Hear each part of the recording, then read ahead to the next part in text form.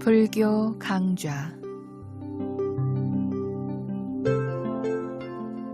부처님의 향기를 느껴보는 이 시간, 한국명상원 묘원법사와 함께 붓다의 수행법 윗바사나에 대해서 배웁니다.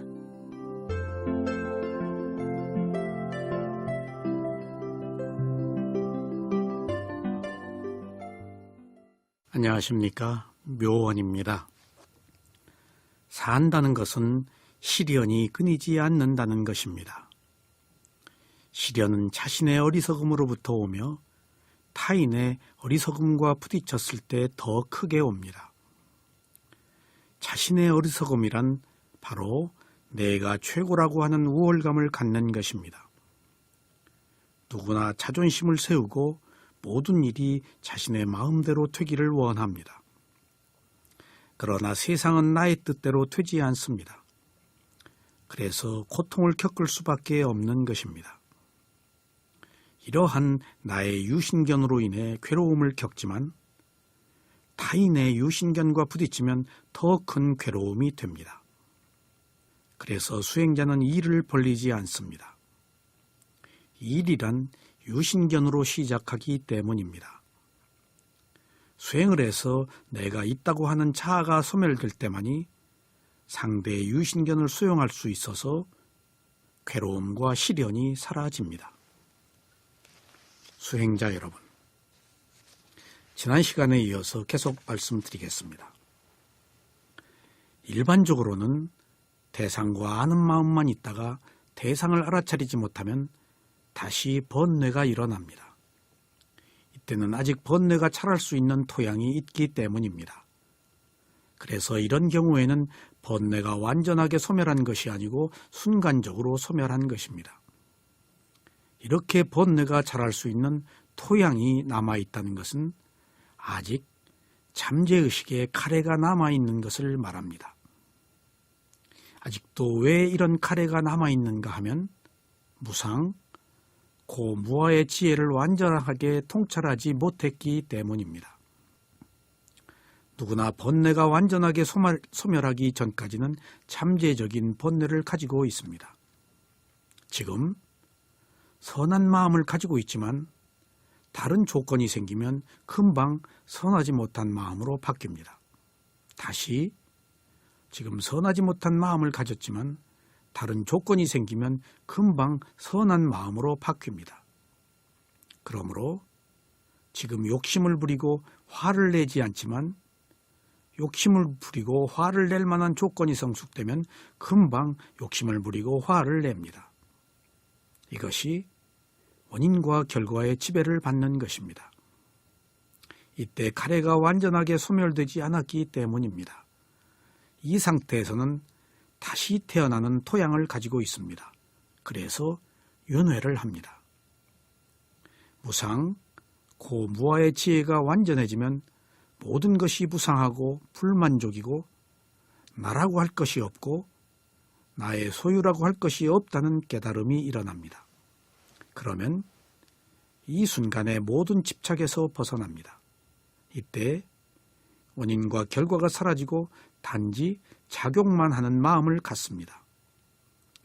이 상태에서만 다시 태어난 토양이 소멸됩니다. 그래서 윤회를 하지 않습니다. 통찰 지혜로 가래가 완전하게 소멸하면 집착이 끊어지는 이때의 마음이 토의 의식입니다.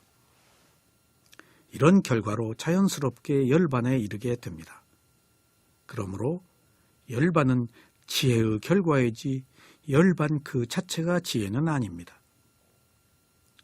열반을 지구의 행복이라고 하는 것은 열반을 얻기 전에 이미 완전한 가래의 소멸로 평화와 자유를 얻었기 때문입니다. 그리고 열반에서 깨어나서 역시 똑같은 평화와 자유를 얻기 때문에 열반을 지구의 행복이라고 합니다. 열반의 상태에서는 의식이 있지만 의식을 장악하지 못하기 때문에 행복을 자각하지 못합니다. 자각하지 못하지만 이 순간에 모든 본뇌가 불타버려서 열반을 지구의 행복이라고 합니다. 열반은 출세간이 진리를 성취하는 것입니다. 그래서 세간의 이해로는 그 완전한 뜻을 알기가 어렵습니다. 단지 모든 카레가 완전하게 불타버린 것이라는 것으로 이해해야 합니다. 그러므로 열반은 카레가 소멸된 끝에 있는 정신적 상태입니다. 열반에 대해서 마시 사야도께서는 이렇게 말씀하셨습니다. 물질은 먼지에 오염될 수 있습니다. 마음과 마음의 작용들과 같은 정신적인 특성은 탐욕, 증오 등과 관련되어 오염될 수 있습니다. 선한 정신적 상태들조차도 탐욕, 증오 등이 나타날 때 오염될 수 있습니다. 그러나 열반은 매우 순수하기 때문에 어떤 오염도 접촉하지 않습니다. 이것을 추석서에서는 열반은 모든 점에서 빛난다라는 의미로 설명한 것입니다. 어떤 사람은 추석서의 설명에 의존하여 열반은 매우 밝은 빛이라고 합니다. 그러나 빛은 물질입니다. 열반 그 자체가 물질이 아니므로 그들의 말은 부처님의 가르침에 어긋납니다. 생겨나지 않음 또는 소멸만이 모든 점에서 빛이 납니다. 그것은 조건지어진 것들의 오염으로부터 완전히 자유롭기 때문입니다. 이러한 해석이 적합한 것입니다. 부처님께서는 디가니까야에서 열반에 대해서 다음과 같이 말씀하셨습니다. 열반은 육안으로 볼 수 없고 그것은 일어남 사라짐 정지됨에 제한이 없으며 모든 점에서 빛난다. 여기에 땅의 요소도 물의 요소도 불의 요소도 바람의 요소도 발을 붙이지 못한다. 여기에 긴 것도 짧은 것도 작은 것도 거대한 것도 아름다움도 추함도 발을 붙이지 못한다. 여기에 마음과 물질이 완전하게 사라진다. 의식의 소멸과 함께 정신과 물질의 모든 것이 소멸한다. 이상이 열반에 대한 부처님의 말씀이셨습니다. 수행자 여러분, 위파사나 수행자가 청정과 지혜의 과정을 마치면 수다원의 도과를 성취합니다. 이때의 도과가 바로 열반입니다. 그리고 다시 사다함의 도가와 아나함의 도가와 아라한의 도가를 얻습니다. 도는 지향하는 것이고 과는 열매입니다. 그래서 도는 열반을 지향하는 것이고 과는 열반을 완성하여 열반에서 나오는 상태입니다. 열반은 유여의 열반과 무여의 열반이 있습니다. 유여의 열반은 열반에 틀고도 온이 남아있는 상태입니다. 그래서 살아있으면서 열반의 상태를 계속 경험합니다. 처음에 열반을 체험하면 수다원이 되는데 수다원에서 더 높은 도과를 얻기 위해서는 수다원의 상태에서 계속해서 열반을 체험합니다. 이때 오는 있지만 탐욕, 성냄, 어리석음이 소멸된 상태로 열반을 체험합니다. 이런 상태에서 다시 사다함의 도과를 얻기 위해서 위파사나 수행을 시작하여 열반에 이르면 이때는 사다함의 도과를 성취합니다. 이렇게 해서 아나함과 아라한의 도과를 성취하고 오온을 가진 채로 계속해서 열반을 체험하는 것이 유여의 열반입니다. 이러한 열반을 빨리어로 사우파띠세나 닛바나라고 합니다. 이 열반은 번뇌가 모두 불타버렸다고 해서 길레사 파리 닛바나라고도 합니다. 무여의 열반은 온이 완전하게 소멸한 상태를 말합니다. 그러므로 죽음을 맞이한 열반을 의미합니다. 부처님이나 아라한이 죽으면 모든 번뇌가 불타버려서 다시 태어날 카레가 소멸하여 재생을 하지 않습니다. 이 정신세계의 죽음을 무여의 열반이라고 합니다. 이러한 열반을 빨리어로 아누파디세나 닛바나라고 합니다. 이 열반은 정신과 물질의 무더기인 오온이 모두 불타버렸다고 해서 칸타파리 닛바나라고도 합니다. 그리고 이 열반을 한문으로는 판열반이라고 합니다. 수행자 여러분, 열반은 있어도 열반에 들어가는 자는 없습니다. 열반의 상태는 몸과 마음을 태상으로 알아차리다가 몸과 마음이란 태상이 사라진 상태이기 때문에 인식할 수 없는 상황입니다. 이때 의식은 있어도 의식이 오온을 대상으로 하지 않고 열반을 대상으로 하기 때문에 의식이 있는 것을 착각하지 못합니다. 다만 열반에 들기 전의 상태와 열반에 들고 나서의 상태를 인식할 수 있습니다.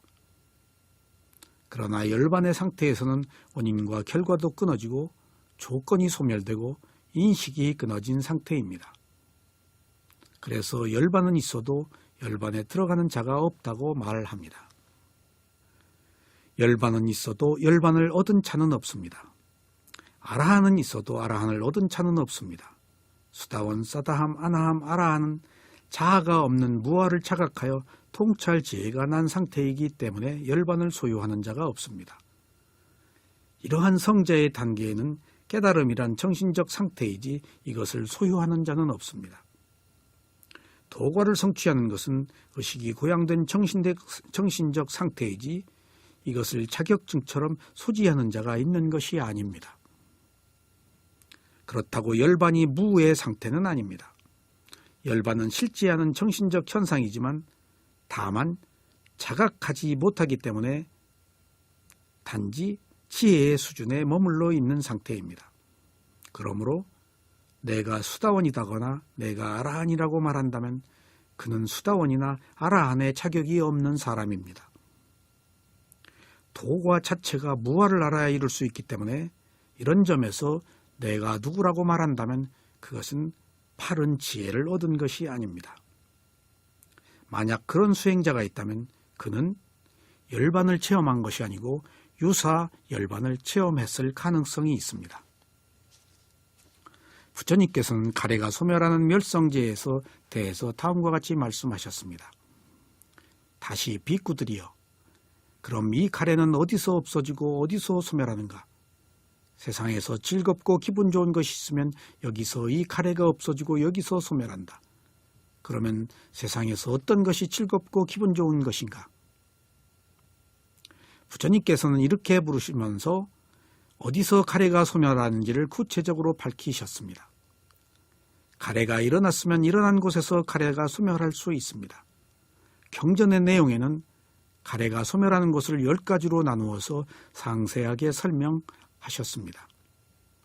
6가지 감각기관에서 가래가 소멸합니다. 6가지 감각대상에서 가래가 소멸합니다. 6가지 아는 마음에서 가래가 소멸합니다. 6가지 감각기관과 감각대상이 접촉할 때 가래가 소멸합니다. 6가지 감각기관과 감각대상이 접촉해서 느낌이 일어날 때 가래가 소멸합니다. 6가지 감각기관의 인식에서 가래가 소멸합니다. 6가지 감각기관의 의지작용에서 가래가 소멸합니다. 6가지 감각대상에 대한 가래에서 가래가 소멸합니다. 6가지 감각대상에 대한 일으킨 생각에서 가래가 소멸합니다. 6가지 감각대상에 대한 지속적 고찰에서 가래가 소멸합니다. 이상은 6가지 감각기관을 토대로 다양한 경로를 통해서 가래가 소멸합니다. 이러한 경로를 모두 합치면 60곳이 됩니다. 그러므로 6가지 감각기관의 대상과 부딪혀서 생기는 모든 상황에서 모두 가래가 소멸될 수 있습니다. 그러므로 수행자는 어느 때나 일어난 곳에서 일어난 시간에 알아차려서 가래를 소멸시킬 수 있습니다. 이를 일러 괴로움의 성스러운 진리의 소멸이라고 말합니다. 수행자 여러분, 감각기관에 부딪히는 것은 무엇이나 즐겁고 기분 좋은 것이면 반드시 가래가 일어납니다. 이것은 특별한 시간과 특별한 장소에서만 일어나는 것이 아니고 생활 그 자체가 모두 가래를 일으키는 요소들입니다. 어느 때 어느 곳에서나 대상을 있는 그대로 알아차리면 즐겁고 기분이 좋은 느낌이 소멸합니다. 그러면 그 순간 가래가 사라집니다. 이때 무상, 고, 무아를 아는 지혜가 성숙하면 가래가 완전하게 소멸합니다. 그러나 아직 무상, 고무와의 지혜가 성숙되지 않았다면 성숙되지 않은 만큼 가래가 소멸합니다. 그래서 다른 조건이 성숙되면 잠시 사라져 있던 가래가 다시 나오는 것입니다. 그러므로 우리가 궁극적으로 지향해야 할 것은 무상, 고부와의 지혜를 얼마나 통찰하느냐 하는 것에 있습니다. 존재하는 것들의 속성인 이 세 가지 지혜가 완전히 통찰되면 그 순간 가래가 완전히 소멸하여 다시 태어날 토양도 함께 소멸하는 것입니다. 수행자 여러분, 가래가 사라지면 느낌이 사라집니다. 느낌이 사라진 자리에 열반이 있습니다. 열반은 괴로움뿐인 태어남을 종식시키기 때문에 해탈의 자유이며 해방이고 평화입니다. 이것을 일러 지고의 행복이라고 합니다. 이제 모든 수행자들이 열심히 정진하시어 부디 도과를 성취하시기 바랍니다. 우리는 고성제와 집성제만 있다면 괴로움뿐인 세상에서 살아야 하지만 부처님께서 발견하시고 부처님께서 가신 8정도 위파사나 수행을 통해서 가면은 그 끝에 멸성제라는 열반이 기다리고 있습니다. 그래서 그 열반을 체험하면 수다원이 되어서 7생 이내에 윤회가 끊어지는 최고의 정신적 지혜를 누릴 수 있습니다. 수행자 여러분, 이것은 막연한 길이 아니고 구체적으로 밝혀진 길이고 부처님께서 가신 길입니다.